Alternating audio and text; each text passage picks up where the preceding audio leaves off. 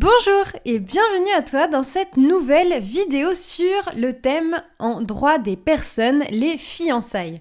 C'est un thème qui est important et que tu es susceptible de rencontrer si tu es en première année de droit par exemple.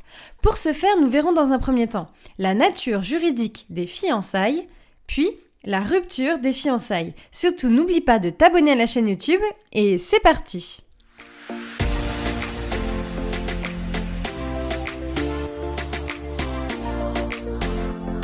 Regardons dans un premier temps la nature juridique des fiançailles, ce qui pose finalement assez souvent problème. En effet, les fiançailles ne sont pas présentes dans le Code civil. En effet, c'est une situation de fait qui n'a donc pas de statut véritablement juridique.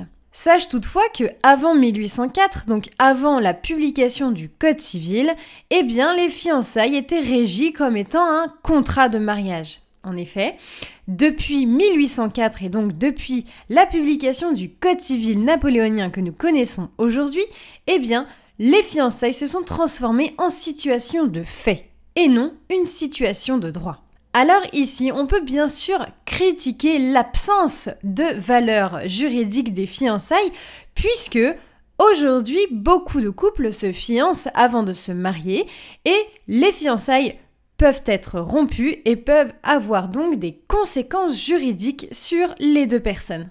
Alors regardons ensemble comment on peut articuler la rupture des fiançailles en droit.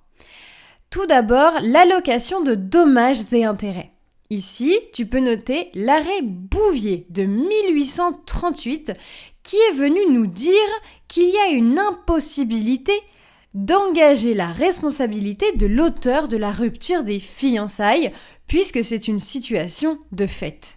Tu peux noter d'autre part qu'on peut engager la responsabilité délictuelle, mais attention sous condition. Il va falloir ici prouver la faute de l'auteur. Prouver les fiançailles est également difficile, mais la preuve est libre. Pour prouver la faute, ici, il va falloir amener différents éléments et ce n'est pas toujours chose facile. Toutefois, une faute peut être par exemple la rupture tardive des fiançailles. C'est-à-dire que la rupture des fiançailles s'est faite 2 jours avant la célébration du mariage par exemple. Les cadeaux. Quel est le sort des cadeaux de fiançailles? Bien sûr, on pense tout de suite à la bague de fiançailles.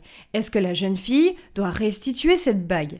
Ici, retiens 2 choses. La première, si la bague de fiançailles est un cadeau de famille, c'est-à-dire que la bague appartenait à la famille du futur époux, ici, la jeune femme sera dans l'obligation de restituer la bague, puisque c'est un bijou de famille. Toutefois, si la bague n'est pas un bijou de famille, alors la jeune femme pourra bien sûr conserver cette bague de fiançailles qui est en soi un simple cadeau. Voilà, c'est la fin de cette vidéo. J'espère que la notion de fiançailles est beaucoup plus claire dans ton esprit à présent. En tout cas, ce qu'il faut bien que tu retiennes, c'est que les fiançailles, c'est une situation d'incertitude juridique notamment. Bien sûr, il y a eu des évolutions. Toutefois, ça reste une situation qui n'est pas toujours facile à manier. En tout cas, je te remercie pour ton écoute. N'hésite surtout pas à t'abonner à la chaîne YouTube, à liker la vidéo et me laisser un commentaire. Et moi, je te donne rendez-vous sur ma page Instagram, le droit en 5 minutes. À très vite!